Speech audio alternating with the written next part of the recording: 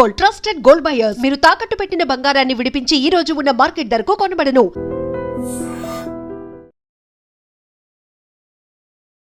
Hi hello నమస్తే, welcome back to our channel. నేను మీ వైషు. పెళ్ళా అమ్మో, దెయ్యం కంటే పెళ్ళంటేనే ఈ మధ్య కాలంలో ఎక్కువ భయపడుతున్నట్టున్నారు. పెళ్ళెందుకులే బాబు, సింగిల్గా ఉండిపోదాం, పెళ్లి చేసుకుని ఎలా చంపేస్తారో అర్థం కావట్లేదు అనేంత దారుణమైన పరిస్థితులకు వచ్చేసాం. నిన్న మొన్న ఒక సినారియో చూసాం. హనీమూన్కి మేఘాలయకి వెళ్ళి మేఘాల్లో కలిపేసింది అనే ఒక వార్త అయితే మీరు అందరూ చూసే ఉంటారు.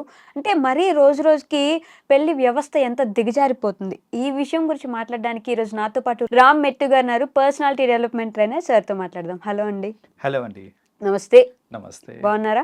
గుడ్. మీరు ఎలా ఉన్నారు? చాలా బాగున్నాను. సో పెళ్ళి అనగానే ఇంతకు ముందు పెళ్లి చేసుకుంటున్నాం అని ఆనందపడే రోజుల నుంచి ఎందుకురా నాయన పెళ్ళొద్దు ఏమొద్దు సింగిల్గానే ఉందాం అనుకునే రోజులకు వచ్చేసాం. మైండ్ సెట్ ఎలా మారిపోతుంది అంటారు? మొన్న జరిగిన సిచ్యువేషన్ మనం ఎలా చూడొచ్చు అంటారు? ఇంతకుముందు పెళ్ళి అంటే అదొక చాలా శాంక్ట్ అండ్ ప్యూర్ అనేసి అనుకునే వాళ్ళు చాలా మంది. రైట్. బట్ కరెంట్ సిచ్యువేషన్ ఎలా ఉంది అంటే పెళ్ళి అనేసరికి భయపడిపోతున్నారు. ఇంతకు ముందు నాకు పెళ్ళి అవుతుందిరా అంటే కంగ్రాట్స్ చెప్పేవాళ్ళు.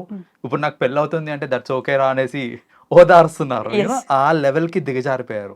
So this is because currently మనం చూస్తున్నాము సొసైటీలో ఈ పెళ్లి పేరుట జరిగే దారుణాలు మరీ దారుణంగా ఉన్నాయండి. అంటే అసలు ఊహించలేని విధంగా జరుగుతున్నాయి దారుణాలన్నీ. లైక్ ఇప్పుడు మన రీసెంట్ కేసు చూసుకుంటే కనుక ఒక న్యూలీ వెడ్ కపుల్ మేఘాలయకి వెళ్ళి వాళ్ళు హనీమూన్ కని వెళ్ళారు. యాక్చువల్గా అక్కడికి వెళ్ళిన తర్వాత ఫస్ట్ మిస్సింగ్ అయ్యారు. సో కపుల్ మిస్సింగ్ అయింది అనేసరికి ఏంటంటే అందరూ మేఘాలయ వాళ్ళ గవర్నమెంట్ మీద వాళ్ళందరికీ ప్రెషర్ పెట్టారు. లైక్ మన టూరిజం మొత్తం దెబ్బతింటుంది ఇలాంటి ఇన్సిడెంట్స్ అవుతే. సో అవ్వకుండా చూడాలి, ప్లస్ దీన్ని ఏదో ఒకటి మీరు ఛేదించాలి అనేసి వాళ్ళకి గవర్నమెంట్కి ప్రెషర్ పెట్టేసరికి వాళ్ళు ఆల్మోస్ట్ ఒక 11 days హంట్ చేసి 11 days ఇంట్రాగేట్ చేసిన తర్వాత ఫైనలీ హస్బెండ్ శవం దొరికింది. రైట్, హస్బెండ్ శవం దొరికింది, బట్ వైఫ్ దొరకలేదు. సో ఇప్పుడు వీళ్ళ టెన్షన్, ఆమె ఎటుపోయింది, ఎవరు తీసుకెళ్లారు, ఏం చేస్తున్నారా అని అనే టెన్షన్. బట్ అల్టిమేట్లీ తెలిసింది ఏంటంటే సుపారీ ఇచ్చి మరీ ఆమెనే చంపించింది. Right, exact. Right, this is what is understood. So ఇప్పుడు ఇలాంటివన్నీ వినేసరికి ఏమవుతుంది అని అంటే జనాలు ఇప్పుడు తెలియని వ్యక్తిని పెళ్లి చేసుకోవాలి. జనరలీ ఇప్పుడు మన కల్చర్లో మొత్తం అంతా అరేంజ్ మ్యారేజే ఎక్కువ నడుస్తుంటుంది. అరేంజ్ మ్యారేజ్లో ఏంటంటే అసలు అవతల వ్యక్తి ఎవరు ఏంటి పెద్దగా ఐడియా కూడా లేదు అక్కడ.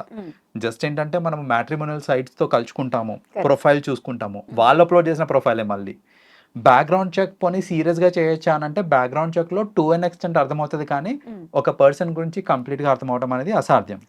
సో ఇలాంటి కేసెస్లో ఏమవుతున్నాయంటే పెళ్లి జరిగిన తర్వాత వాళ్ళ మైండ్ సెట్స్ కలవక, లేకపోతే వాళ్ళ ఇంటెన్షన్స్ వేరే అవ్వడం వల్ల ఇలాంటి దారుణాలు జరుగుతున్నాయి. అవి జరగడం వల్ల జనాలు భయపడుతున్నారు, పెళ్లి చేసుకోవాలంటేనే భయపడుతున్నారు. ఆ లెవెల్ ఆఫ్ క్రైమ్స్ జరుగుతూ ఉన్నాయి ఈ మధ్యన చూసుకుంటే. ఈ సిచ్యువేషన్స్ చూస్తుంటే అంటే పెళ్లి కోసం 50 లక్షలు 1 కోటి రూపాయలు పెట్టి ఆ బట్టలు ఇవి అవన్నీ కొనడానికి పెట్టిన ఇంట్రెస్ట్ ముందు ఆ అబ్బాయి గురించి తెలుసుకో, లేకపోతే ఈ అమ్మాయి గురించి తెలుసుకో, వాళ్ళ ఇంట్రెస్ట్ ఏంటో తెలుసుకో అని చెప్పేసి వాళ్ళిద్దరిని ఎందుకు మాట్లాడిచ్చారు? ఎందుకు ఈ ఇంట్రెస్ట్ల గురించి వాళ్ళని మాట్లాడుకోమని చెప్పరు? ఇక్కడ ప్రాబ్లం ఏంటంటే అండి, తల్లిదండ్రులు పెళ్ళి అనేది ఒక రెస్పాన్సిబిలిటీ లాగా చూస్తారు. కరెక్ట్. రైట్, చిన్నప్పటి నుంచి కూడా అంతే. ఏంటంటే మీకు పెళ్లి చేసేస్తే నా బాధ్యత తీరిపోతుంది అనే ఒక డైలాగ్ వింటూ ఉంటాం. రైట్, అంటే ఏంటి, పెళ్ళిని వాళ్ళు ఒక బాధ్యత లాగా తీసుకుంటున్నారు. అది నాకు భారం, నీ పెళ్ళి అయ్యేంత వరకు నువ్వు నాకు భారం అని ఇండైరెక్ట్గా చెప్తున్నారు. రైట్. సో ఇక్కడ ఏమవుతుంది అని అంటే వాళ్ళ మైండ్ సెట్లో ఏదో ఒకటి చేసి, ఇప్పుడు అంటారు చూడండి 1000 అబద్ధాలు చెప్పని నువ్వు పెళ్లి చేయాలి అనేసి. రైట్. సో ఇవన్నీ ఎందుకు వచ్చినాయి ఇలాంటి సామెతలు అన్నీ అంటే ఇట్స్ బికాస్ ఏదో ఒకటి చేసి పెళ్లి చేసేయాలి అనే మైండ్ సెట్. సో ఇక్కడ ఏమవుతుందనంటే వాళ్ళకి గనక టైం ఇచ్చామనుకోండి, బ్యాక్గ్రౌండ్ చెక్ కానివ్వండి, లేదంటే సరే మీరు కొన్నాళ్ళు మాట్లాడుకొని మీ ఇద్దరికి కాంపాటబుల్ అనిపిస్తే పెళ్లి చేస్తాము అనేసి వాళ్ళకి టైం ఇచ్చారనుకోండి, జనరలీ 80% టైమ్స్ ఏమవుతుంది అని అంటే గొడవ అయిపోతుంది వాళ్ళిద్దరికి. గొడవ అయిపోయి పెళ్లి అనేది క్యాన్సిల్ అయిపోతుంది. So that's actually fine.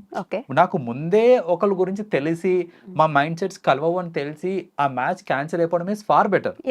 కానీ జనరల్ గా పేరెంట్స్ ఏంటంటే దీనికే భయపడి ఎక్కువ మాట్లాడనివ్వకుండా, లేదా ఎంగేజ్మెంట్ కి పెళ్లికి ఎక్కువ టైం గ్యాప్ కూడా ఇవ్వకుండా వెంటనే చేసేస్తూ ఉంటారు. సో ఇలా చేయటం వల్ల ఏమవుతుంది అని అంటే పెళ్ళి అయిపోయిన తర్వాత వాళ్ళిద్దరు కలిసి ఉండలేక ఈ క్రూయల్ థాట్స్ అన్ని వచ్చి ఈ ఈ క్రైమ్కి దారితీస్తూ ఉంటుంది బేసిక్గా. ఓకే. సో ఎందుకు అంత టైం పెట్టట్లేదు అని అంటే జనాలు అంటే జనరల్గా పేరెంట్స్ ఎందుకు అంత టైం ఇవ్వట్లేదు అని ఎందుకు టైం పెట్టట్లేదు అని అంటే వాళ్ళ భయం ఏంటంటే ఏదన్నా కొంచెం అటు ఇటు అయ్యి మ్యాచ్ వెనక్కి వెళ్ళిపోతుందేమో, ఓకే. మళ్ళీ సర్చ్ ఫస్ట్ నుంచి స్టార్ట్ చేయాలి, లేదా నలుగురికి చెప్పుకున్నాం ఫిక్స్ అయిపోయింది అనేసి ఇప్పుడు మళ్ళీ వీళ్ళు వెనక్కి వెళ్తే నలుగురికి నేను ఏం సమాధానం చెప్పుకోవాలి, ఇవన్నీ ఆలోచించి ఏంటంటే జనరల్గా ఆ బ్యాక్గ్రౌండ్ చెక్కి అంత టైం కూడా తీసుకోరు వాళ్ళు. అసలు ఏమవుతుంది ఇప్పుడు వెంటనే పెళ్లి చేయకపోతే ఏమవుతుంది? ఇంకో 2 సంవత్సరాలు నీ ఇంట్లో ఉంటే ఏమవుతుంది నీ కూతురు కొడుకు? ఉంటే ఏమవుతుంది అంటే జనరల్గా 90% పేరెంట్స్కి ప్రాబ్లం ఏం లేదండి. ఈ చుట్టుపక్కల జనాలు ఉంటారు చూడండి, Yes. వాళ్ళకి ప్రాబ్లం. వాళ్ళు పెట్టే టార్చర్ ఉంటుంది. ఇంకెప్పుడు పెళ్లి చేస్తావు, సంబంధాలు వస్తలేదా నీ పిల్లలకి, ఇంకెన్నాళ్ళు సాకుతావు నువ్వే, ఏమన్నా ప్రాబ్లమా మీ ఓన్కి, లేకపోతే మీ పాపకి ఏమన్నా ఎవరితోనైనా ఎఫ్ఐఆర్ ఉందా, ఇట్లాంటి ఆల్ సార్ట్స్ ఆఫ్ క్వశ్చన్స్ అడుగుతారు.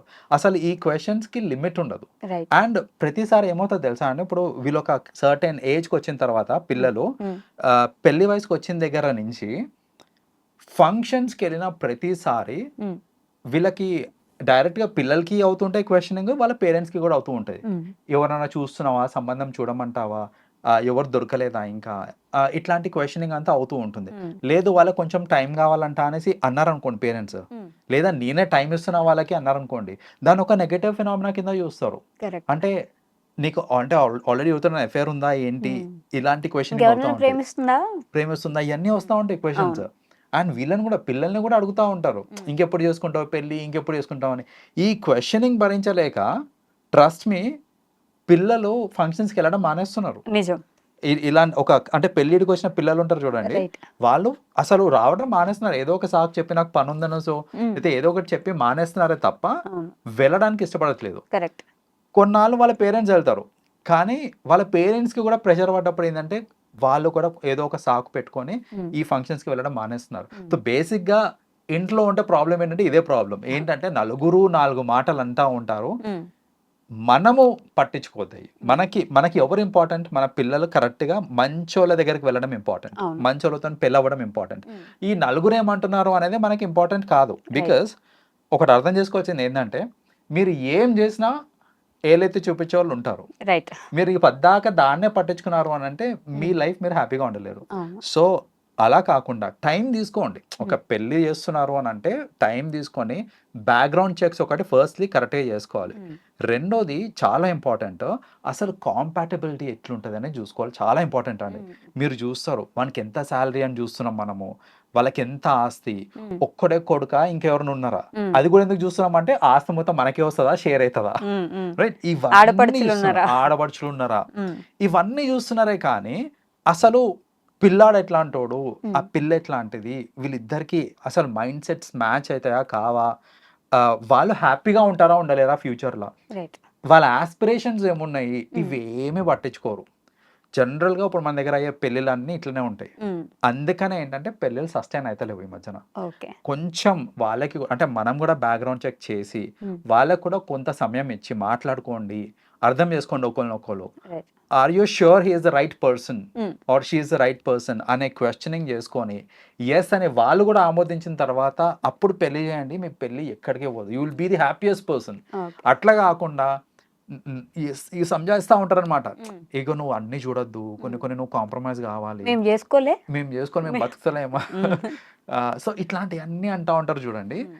అక్కడ ఏమవుతుంది అంటే ఇంకా సమ్వేర్ మనం పర్సువేట్ చేస్తున్నాం పిల్లల్ని, అరే చేసుకో పెళ్లి చేసుకో అనేసి, ఎందుకంటే నా రెస్పాన్సిబిలిటీ పోతుంది అని ఒక సెల్ఫిష్ థాట్ అది. కానీ ఐ అర్జ్ పేరెంట్స్, మాకు తెలుసు మీ ఆవేదన ఏందో మాకు తెలుసు, అట్ ద సేమ్ టైం కొంచెం టైం తీసుకొని బ్యాక్గ్రౌండ్ చెక్ చేసుకొని కరెక్ట్ పర్సన్కి ఇవ్వండి. ఎందుకంటే ultimately at the end of the day మీ పిల్లలే, వాళ్ళు సంతోషంగా ఉంటే మీరు సంతోషంగా ఉంటారు. సో అనవసరంగా ఫోర్స్ చేసి వాళ్ళని బాధ పెట్టి టెంపరీగా నా రెస్పాన్సిబిలిటీ పోయింది కదా అని అనుకుంటారు, కానీ ఫర్దర్ గా మీకు మళ్ళీ అదే బర్డెన్ అయ్యే ఛాన్స్ ఉంటుంది. అది అవ్వకుండా చూసుకోండి. ఈ సిచ్యువేషన్ లో కూడా పెళ్లి చేశారు, ఆమెకు వద్దనుకుంటే డివోర్స్ ఇవ్వచ్చుగా, కావాలని చంపించే అంత పగెందుకుంది ఆమెకి? మీరు డివోర్స్ దాకా వెళ్తున్నారండి. ఆమె పెళ్లి రీసెంట్ గానే జరిగింది, అసలు వద్దు అని డైరెక్ట్ చెప్పొచ్చు. ఇక్కడ మల్టిపుల్ థింగ్స్ అయి ఉండొచ్చు. ఒకటేంటంటే she already has an affair with someone else. So ఆ సమ్వన్ ఎల్స్ తో అఫైర్ ఉంది కాబట్టి ఈమె ఇంట్లో చెప్పుకుంది, ఇంట్లో ఒప్పుకోలేదు, అదన్నా అయి ఉండొచ్చు. లేదా ఇంట్లో చెప్తే నన్ను చంపేస్తారు, లేకపోతే మా పెళ్లి కానివ్వరు అనే భయంతో చెప్పుండకపోవచ్చు, ఏదన్నా అయి ఉండొచ్చు. కానీ ఈ మొత్తం సినారియోలో బలైంది ఎవరు అంటే అమాయకులు బలయ్యారు. ఇప్పుడు పాపం ఆ పర్సన్కి ఆమె ముందే చెప్పుంటే, నాకు ఈ పెళ్లి ఇష్టం లేదని చెప్పుంటే ప్రశాంతంగా ఇంకోళ్ళని పెళ్లి చేసుకునేటోడు కదా. మీ అరేంజ్ మ్యారేజ్ సెటపే కదా అది. సో ముందే చెప్పేసుకుంటే అయిపోతుంది. అయితే ఇక్కడ ఏంటంటే పేరెంట్స్ కూడా లిబర్టీ ఇవ్వాలి. ఏంటంటే చెప్పుకునే లిబర్టీ ఇవ్వాలి. నాకు ఇష్టం లేదు అన్నప్పుడు ఫోర్స్ చేయొద్దు. ఆ లిబర్టీ ఇచ్చుకుంటే ఏంటంటే వాళ్ళు ముందే చెప్పుకుంటారు, ఇలాంటివన్నీ జరగవు. కానీ ఆయన చంపేస్తే ఏమొస్తుంది సో అసలు? ఇప్పుడు ఎండ్ ఆఫ్ ది డే ఆయననే కదా అడ్డు. ఇప్పుడు వాళ్ళ ప్రియుడికి ఇంకా ఈమెకి అడ్డు ఎవరు అని అంటే భర్తనే అడ్డు. సో అందుకనే పక్కాగా ప్లాన్ చేసుకొని సుపారీ ఇచ్చి మరీ దారుణంగా చంపేశారు అని అంటే దట్ షోస్ ఏంటంటే somewhere people are not communication gap వస్తుంది. ఈ మొత్తం వ్యవస్థలో కమ్యూనికేషన్ గ్యాప్ వస్తుంది. అయితే నేను కూడా ఏం అర్జ్ చేస్తానంటే చాలా మందికి, మీరు ఒక పెళ్లి సంబంధం ఓకే చేసేక ముందు it is very much important to talk. అబ్బాయి అమ్మాయి మాట్లాడుకోవాలి. నేను అనేది వాళ్ళ ఫ్యామిలీ మెంబర్స్ కాదు, అబ్బాయి అమ్మాయి మీరు ఇద్దరు మాట్లాడుకొని నీకు ఖచ్చితంగా ఇష్టమా లేదా, ఇష్టం లేదనంటే ప్లీజ్ నాకు చెప్పు, నా సైడ్ నుంచి నేను క్యాన్సిల్ చేస్తా అనే నమ్మకం ఇస్తే అట్లీస్ట్ ఏంటంటే వాళ్ళకి నిజంగా ఏదైనా మనసులో ఉందనుకోండి, నాకు వేరే వాడు ఉన్నాడు మనసులో బట్ ఇంట్లో బై ఫోర్స్ చేస్తున్నారు, ఇట్లాంటిది ఏదైనా ఉందనుకోండి, అట్లీస్ట్ ఏంటంటే మీరు ఆ భరోసా ఇచ్చినప్పుడు మీకు చెప్పుకుంటుంది, నాకు నిజంగా ఇష్టం లేదండి, ఇంట్లో వాళ్ళు ఫోర్స్ చేస్తారు నాకు, but I have someone else అనే ఒక frank commitment or frank confession చెప్పేశారు అనుకోండి అక్కడ. అప్పుడు ఏమవుతుందంటే ఈ దారుణాలన్నీ అవ్వకుండా ఉంటాయి. సో ఫస్ట్ అబ్బాయిల అమ్మాయి మాట్లాడుకోవాలి. దే హ్యావ్ టు అండర్స్టాండ్ ఇష్టపడి చేసుకుంటున్నారా లేకపోతే కష్టపడి చేసుకుంటున్నారా అనేసి. ఇష్టపడి చేసుకుంటున్నారా అనే నమ్మకం కుదిరినాకనే పెళ్లి చేసుకోండి. అది కాదు అని అంటే కనుక చేసుకొని కంగారు పడొద్దు. బికాస్ అల్టిమేట్లీ సఫర్ అయ్యేది మనమే మళ్ళీ. అందువల్లే ఇప్పుడు ఎఫ్ఐఆర్లు లేకపోతే సింగిల్ గా ఉండాలి ఇవన్నీ పెరిగిపోతాయి. ఆబ్వియస్లీ ఇప్పుడు చూడండి, నాకు ఇష్టం లేని వాళ్ళతో నేను పెళ్లి చేసుకున్నాను అనుకోండి, బట్ నాకు ఇష్టమైన వాళ్ళు అవుట్ ఆఫ్ మై మ్యారేజ్ ఉన్నారనుకోండి, ఆబ్వియస్లీ నా physical relation will be with someone else. వాళ్ళతో నేను టచ్ లో ఉన్నంత కాలం వీళ్ళకి నా టైం ఇవ్వలేను, నేను నా కమిట్మెంట్ ఇవ్వలేను. సో అక్కడ ఏమవుతుంది అంటే అల్టిమేట్లీ మల్టిపుల్ లైఫ్స్ పాడైపోతున్నాయి అక్కడ. సో ఇవన్నీ ఎందుకు అవుతున్నాయి అని అంటే బికాస్ ఆ ప్రాపర్ బ్యాక్గ్రౌండ్ చెక్ చేసుకోకుండా, ప్రాపర్ ఇన్ఫర్మేషన్ తీసుకొని, proper communication between the bride and groom అని జరిగి తర్వాత పెళ్లి జరిగితే బాగుంటుంది తప్ప ఆ కమ్యూనికేషన్ గ్యాప్ ఒక్కొక్కసారి ఏంటంటే వీళ్ళే క్రియేట్ చేస్తూ ఉంటారు. నాకు ఐ హ్యావ్ అన్ ఇన్సిడెంట్ అండి, ఐ రిమెంబర్. అబ్బాయిలో లైక్ కొంచెం సైకలాజికల్ ప్రాబ్లం ఉంది అనేసి ఒక ఫ్యామిలీ వాళ్ళు ఏం చేశారనంటే ఆ విషయం దాచిపెట్టి వాళ్ళ ఎవరైతే అమ్మాయి ఉన్నారో ఆ అమ్మాయి వాళ్ళ పేరెంట్స్కి ఏం చెప్పారు అని అంటే, జాతకం ప్రకారం వీళ్ళిద్దరు ముందే మాట్లాడుకుంటే మంచిది కాదు, కానీ వీళ్ళిద్దరికి పెళ్ళైపోతే మాత్రం జాతకం చాలా బాగుంది, సో పెళ్లి కాకముందు వీళ్ళిద్దరు మాట్లాడుకునియొద్దు అనే ఒక అబద్ధం చెప్పి పెళ్లి చేశారండి. కానీ అది నిలబడలేదు. It's hardly 1 month and she went away. So వాళ్ళు ఇంత అబద్ధం చెప్పి ఇంత కవర్ చేసుకొని ఇప్పుడు ఒక లైఫ్ని నాశనం చేసినట్టే కదా. లైక్ ఎన్నో హోప్స్ పెట్టుకుని వచ్చిన అమ్మాయిని ఇప్పుడు మోసం చేసినట్టే లెక్క. ఇలాంటివి ఎన్నో చేస్తుంటారు. సో అలా అవ్వకుండా ఉండాలి అని అంటే ఇది యాక్చువల్గా అవ్వకుండా ఉండాలి అని అంటే వాళ్ళిద్దరి మధ్యలో కమ్యూనికేషన్ అయ్యి ఉంటే ఆ అమ్మాయికి ముందే తెలిసేది is not up to mark అనేసి. సో అలా జనరల్గా అబ్బాయికి అమ్మాయికి కమ్యూనికేషన్ ఖచ్చితంగా ఉండాలి పెళ్లికి ముందు. అది ఉంది అని అంటే కనుక ఇలాంటి మ్యాక్సిమం అవ్వకుండా చూసుకోవచ్చు మనం. ఓకే అండి, thank you so much. Thanks అండి.